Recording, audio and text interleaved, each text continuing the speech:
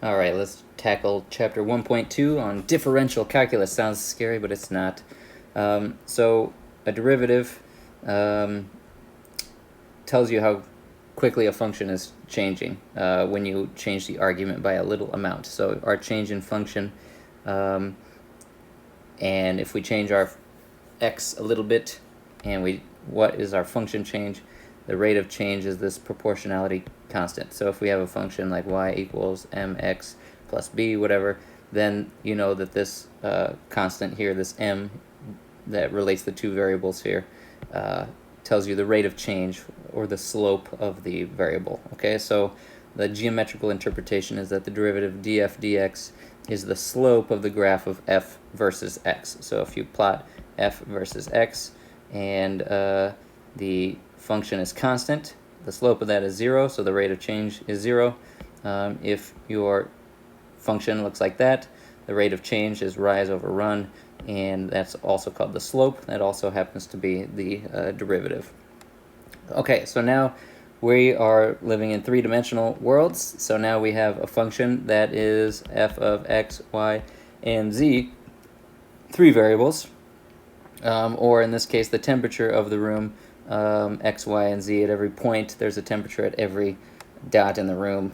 You could have a hot spot near the lights, cold spot in the corner, something like that. So if we want to ask how our function t is varying as we move around from spot to spot, we need to take the derivative in every direction. Okay, and so how we do that is if we want to take the derivative of the function, in this case the function of x, y, and z, the temperature x, y, and z, then all we have to do is take the derivative, the partial derivative of the function with respect to x, and then do the derivative of that, and then y, and then z. So it actually, we can divide and conquer it, is the terminology we use. And the operator we use is called the gradient, and it's this upside down looking triangle thing. Okay, this here is called the gradient operator, and the result of it is a vector quantity. It has three components: an x hat, a y hat, and a z hat component. And you take the derivative of t, of the temperature, with respect to x, and the result of that is in the x hat direction. The result of the derivative with respect to y is in the y hat direction, and so on. So if we want to calculate the derivative of this, then we take this gradient function, and what it ends up telling you after you do all this is that the gradient points in the direction of maximum increase of the function t. So it gives you the slope, also the rate of change of the direction. So it tells you the direction of the maximum change. It also tells you the magnitude of that. Okay, so if you have a let's see if I can draw this. Let's say you have a hill, okay, and then you drop a golf ball, and the golf ball is going to roll, and it's going to follow that same point. If you take the gradient of the function at that point, it will point in the direction that the golf ball will travel. Okay, so that's the idea of the gradient, is it tells you which direction the golf ball will travel. It also tells you the magnitude of the force on it, for example. If there's a point where the gradient is 0, then that would be, for example, a flat point, or the top of a hill, at the very tip top or the very bottom of it, or when we're dealing with 3 dimensions, the top of a peak, or a valley that's in many dimensions. Okay, so we use that to again determine the shape of, let's say, an electric field in 3 dimensions. We want to be able to calculate the maximum electric field, what direction it's pointing, and things like that. So that's why we need to have this operator under control. And there's the minimums, the saddle points, the shoulders. These are all the same things that we find in regular functions. You know, your minimums, your maximas, your turning points, your saddle points, your everything like that. Okay. So if you want to find the gradient of this function r, which is square root of x squared plus y squared plus z squared, then you take this gradient function of it times r, and so that means you just do dr dx, dr dy, dr dz, and you get this thing here, and you get 1/2 2x over the square root of x squared plus y squared plus z squared in the x-hat direction, and so on. You put that all together, and then you see that the denominator is the same for all of them, so you just get x plus y plus z over the square root of this, which is the r hat. Okay, and so it's telling you that this function is pointing away from the center in the radial direction, and that's the direction that your thing is increasing. In this case, this position vector. Okay, and then here's some problems here. Find the gradients of the following functions. And then there's this problem here. We'll do these together. And you can ask where's the top of the hill located and so on. And all you do is do some gradient functions and see how it looks. Okay, so then this formal thing is called del, this gradient operator. This upside down triangle. So del is x hat ddx plus y hat ddy plus z hat ddz. It's this part of this function here, and then you can apply that to something else. Okay, and this is called del. Del is not a vector in the usual sense, right? It does not multiply. It is a differentiator operator, and it acts on whatever function you are acting on. So we'll talk about this in quantum mechanics. Operators, it looks like they're multiplying. Okay, well, they're doing things. They're performing operations. In this case, we're performing a differentiator operator on your functional. Okay, so you can multiply a vector, right, by a scalar, do a dot product, or a cross product. You can do the same thing with del. You can multiply it on a scalar function, on a vector function via the dot product, or on a vector via the cross product. So this function here, x dx plus y ddy plus z ddz, we do the same thing that we did in last section 1.1. We can just multiply it straight through like normal. We can dot it through to a vector, or we can cross it through to a vector too. And remember, the dot products, x dot x is 1, whereas x cross x is 0. Okay, so that's where we get our different functions coming out. So what does the divergence tell you? Del dot v onto some vector is just the derivative of each vector component with respect to x and y and z.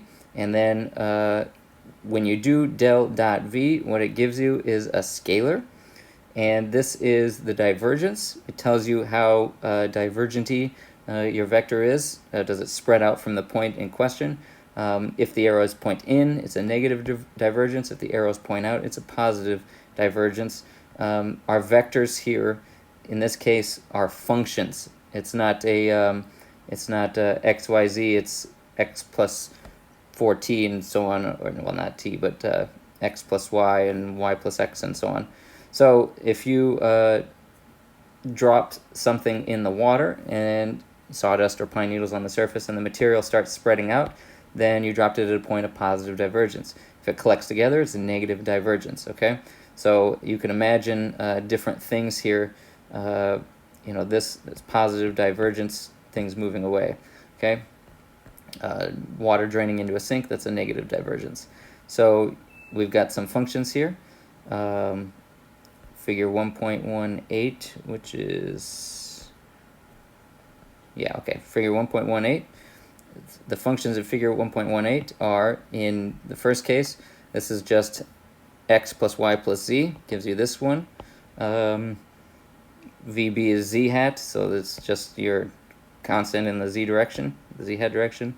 And in the third case, c, it's a constant times the z hat direction. So the further, z is 1, z is 2, z is 3, z is 4, and so on. So it's getting bigger as it moves in the direction. So if we want to calculate divergence of each of these, the divergence of this first one, A, is 3. That's a positive number.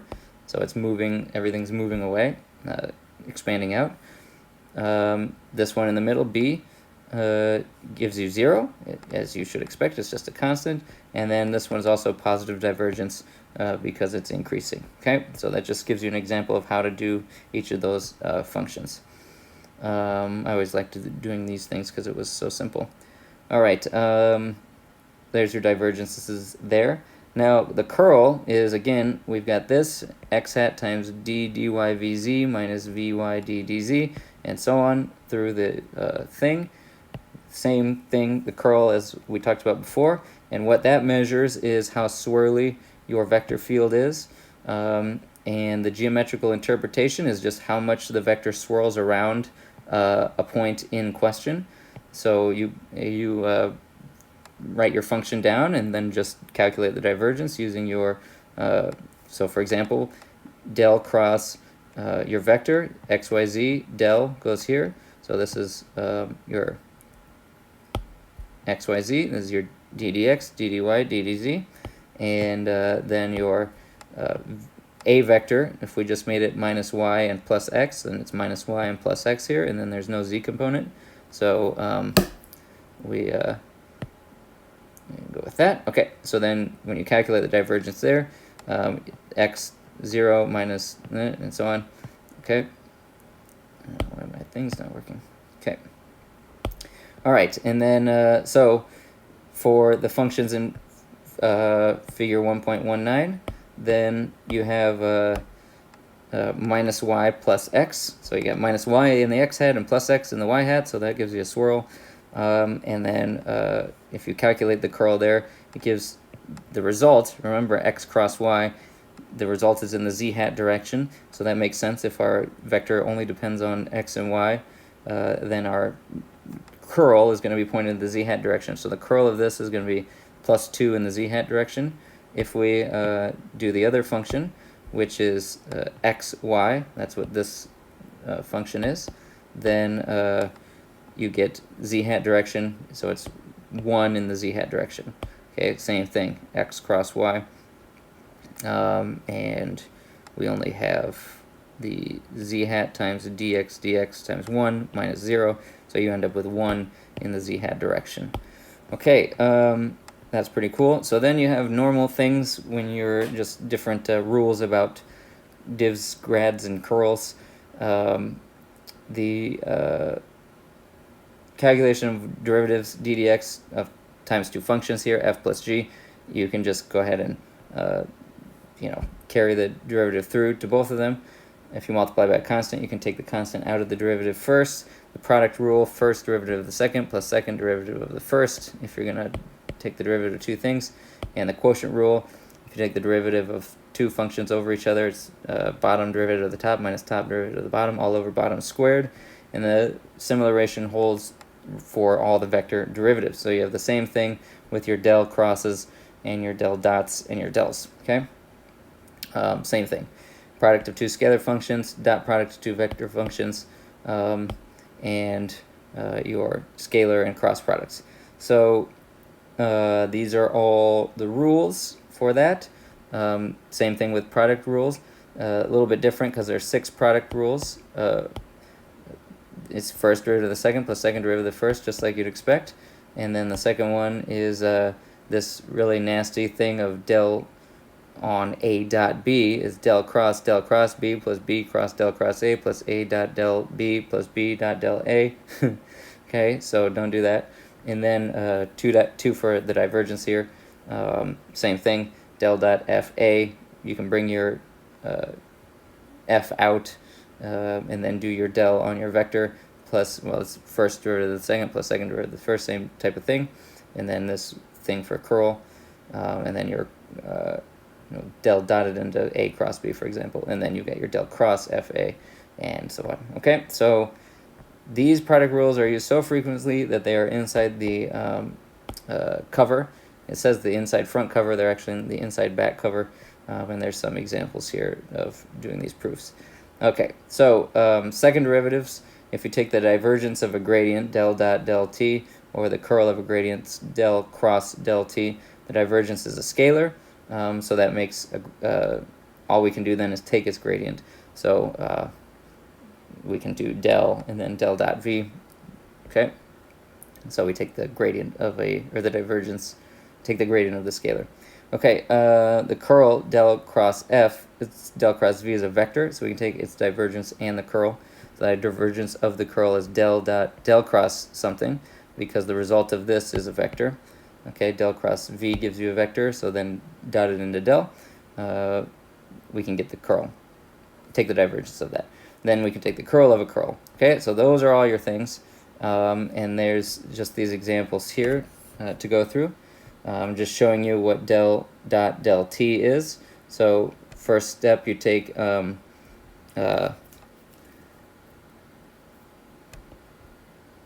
just del t, and then del dot into that, and it gives you the second derivative. Okay, dt squared dx squared plus dt y squared, and so on. Okay, and then this del squared on a object is called the Laplacian, or del squared. Okay, so del squared on a vector is just del squared vx plus del squared vy plus del squared vz, and so on. The current, this is another important thing, the curl of a gradient is always 0. Okay, so keep that in mind. And yeah, I like this. You might think that it's obviously true, but it isn't, and so on. If you think I'm being fussy, test your intuition on this one. Del t cross del s. Okay, think about that. Is that always 0? So anyway, yeah, that's the gradient of a divergence, etc. So there's just some examples here going through all the different things you can do. If you imagine all the different functions that we've done and dealt with in physics, you can see how this can just get a little messy trying to, but don't worry about it, because you always look up when you come across these things and you just plug and chug through the messy algebra to get your final form. So we can describe a vector field in some way and then take the derivative of it, or the gradient of it, or the curl and divergence and so on, using all these identities. So you'll get comfortable with them, working through them. Okay, so that's it. And then, yeah, there's another simplification here, which is pretty cool. Okay, talk to you later.